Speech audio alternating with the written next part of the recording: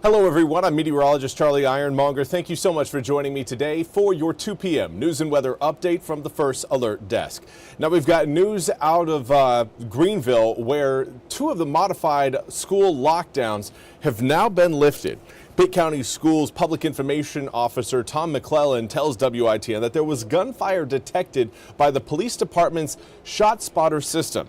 J.H. Rose High School and South Greenville Elementary will put on lockdown at 1:20 p.m. out of an abundance of caution, according to McClellan. Now, he says the lockdown was lifted at 1:37, about 17 minutes after its initial release. Now, Greenville police tell us that they have responded to the area of Howell Street for a shots fired call.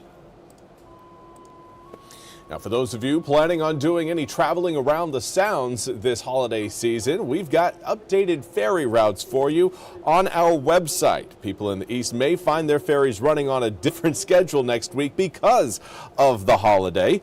The ferry division has announced that 3 ferry routes will have their operating schedule change over the Christmas holiday. That includes the Hatteras to Ocracoke ferry from December 24th to December 25th, the Cherry Branch to Minnesota Beach ferry on December 25th, and the Southport to Fort Fisher ferry on December 25th. Now, a full list of times can be found on our website, WITN.com, and there is also a link to other ferry routes that will be running on regular schedules. You can find that information also at WITN.com. Now we want to turn to the ongoing war in Ukraine, where peace negotiations remain in the balance. NBC's Keir Simmons has more.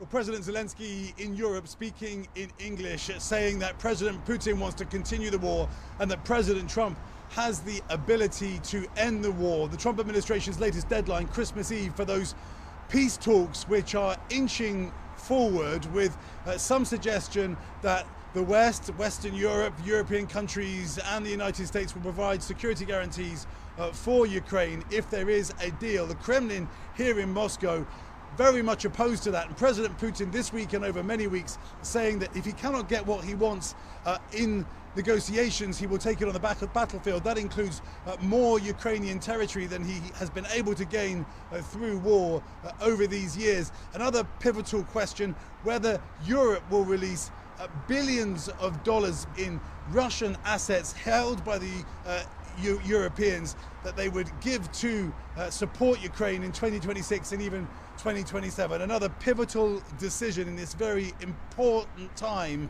for the war in Ukraine. Keir Simmons, NBC News, Moscow. Well, thank you very much, Keir, for that report. We now want to turn to your weather forecast. We've got a few rain showers. Well, we've got kind of a line of weak raindrops right now working its way from the south to the north across eastern North Carolina. Greenville recently saw these drops roll overhead. Right now they are moving across, clearing Williamston, heading towards Bethel. For those of you watching around Rocky Mount and Tarboro, you guys are looking to get in just a little bit of rain coming up here within the next hour or so. Tarboro, Bethel probably within the next 5 to 15 minutes. Tarboro most likely within the next 15 to 30 minutes. Rocky Mount, you guys are probably looking at around a 45 to maybe 55-minute wait for those drops to really start falling. Now, of course, when we zoom the picture out, you notice that we're really not seeing a whole lot of rain elsewhere. Of course, we do have some rain showers moving onshore around the mouth of the New River in Onslow County. We also have some raindrops working their way up Highway 12 along the Outer Banks, but the main kind of big mass of moisture coming out of the Gulf has yet to truly reach us. Current air temperatures in the low to mid 60s. We've got 63 degrees currently in Greenville, south-southeasterly breeze at 5 miles an hour.